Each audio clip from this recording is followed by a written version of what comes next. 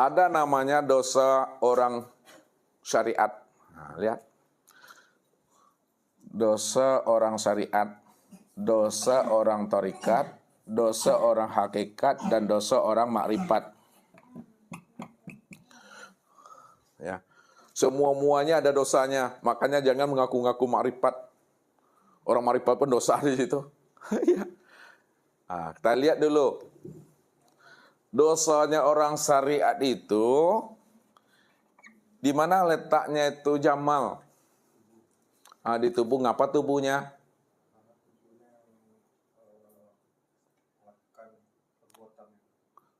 Sholat, berpuasa, apa gitu? Bantu lagi apa? Di mana letaknya orang syariat itu berdosa di tubuh? Ya ngapa dia perbuatan tubuhnya? Iya. Dosa orang syariat itu nampak pada batang tubuhnya, memandang kepada yang tak baik, ngomong yang tak baik, dengar yang tak baik. Apakah dia mencuri, apakah dia dusta, apakah dia merampok dan sebagainya. Atau bahasanya Jamal, mencilui. Tahu mencilui? Tuh. Di situ dia letaknya dosa. Nampak pada batang tubuhnya. Itu seorang syariat tuh. Melihat pada batang tubuh. Lalu bagaimana pula dosanya orang tarikat itu, Pak Ali? Dosa orang tarikat itu gimana? Ya, orang tarikat tuh tetap berdosa juga dia. Lalu di mana letak dosanya tuh?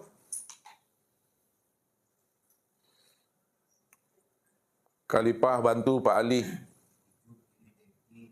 Ujub iri dengki. Coba lebih agak menggigit sedikit jawabannya. Kalau di syariat nampak di tubuh. Kalau orang tarikat dosanya di mana nampaknya? Di hati. Kalaulah dosa orang tarikat itu nampak di hati, bagaimana hatinya sebenarnya tuh? Merasa ujub, mari kiri. Itu apa bahasa halusnya apa tuh? Oke anak, sombong, sosok, onge, soranca, seganteng, solebay. Benar tuh kan? Yang lebih halusnya.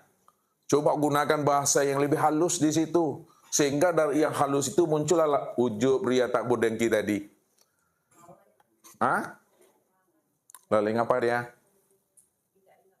Itu dia Bapak Ibu. Dosa orang ahli tarekat itu kelihatan pada hati. Kapan kelihatan pada hati? Pada saat kapan? Pada saat hatinya lupa, lalai, tidak hadir kepada Allah. Itu dosa itu. Sedetik saja Bapak Ibu lupa ingat Allah, dosa itu dah. Kenapa sedetik kita lupa ingat Allah kok dosa? Karena pada saat sedetik itu lupa ingat Allah, berarti sudah ada yang lain kita ingat selain daripada Allah. Bukankah Allah saja yang ada? Dan yang lain nggak pernah ada. Kalau kita mengingat sesuatu, padahal sesuatu tidak pernah ada sebenarnya, lalu kita ingat sesuatu itu, maka sesuatu itu, itulah yang membuat kita berdosa itu. Kenapa? Ada sesuatu, ada Allah di situ.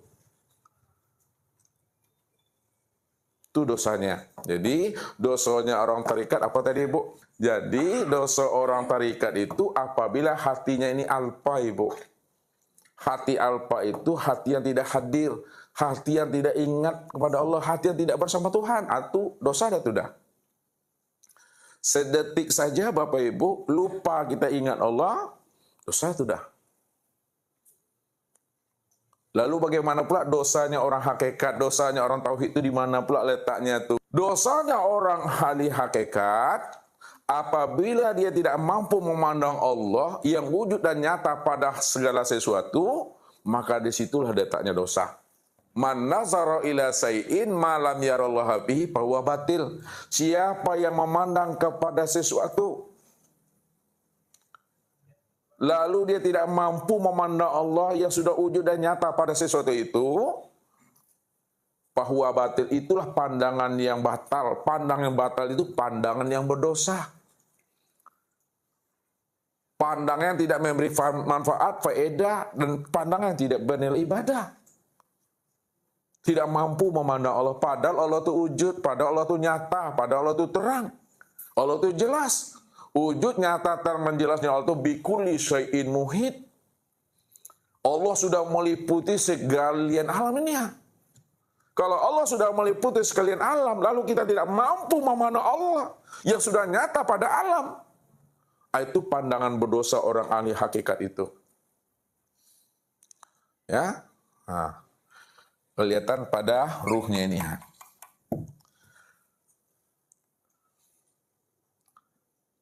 Kemudian dosanya orang ahli ma'rifat. Kapan orang ma'rifat itu dikatakan dirinya berdosa? Ketika dirinya itu belum fana.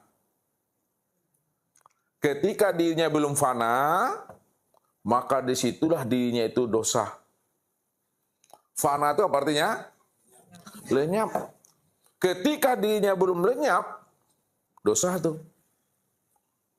Bahasa yang lebih halus di situ, apabila masih nampak diri Bapak Ibu sama Tuhan, ya, masih nampak sama Allah, diri kita ini wujud, masih nampak sama Allah, kita ini yang melihat, kita yang mendengar, kita yang berkata, kita yang berjalan, kita yang duduk, nampak sama Allah, itu dosa itu. Berarti selagi diri kita ini belum fana, di situ dosa, letak dosanya itu. Oleh karena itu, fanakan diri kita. Kalaulah difanakan diri, apanya yang mesti difanakan ibu-ibu? Apanya yang difanakan?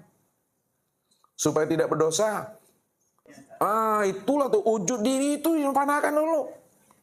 Makanya dikatakan oleh Nabi, wujuduka zanbun. Adanya wujud dirimu itu dosa. Jadi fanakanlah wujud kita ini.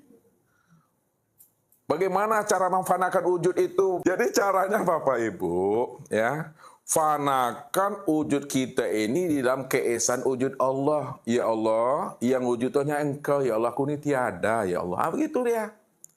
Fanakan, ya, basor kita ini ke dalam basornya Allah. Ya Allah, yang melihat Engkau, ya aku ini tiada, buta, ya Allah. Yang mendengar Engkau, ya Allah, aku ini tuli, ya Allah. Begitu dia.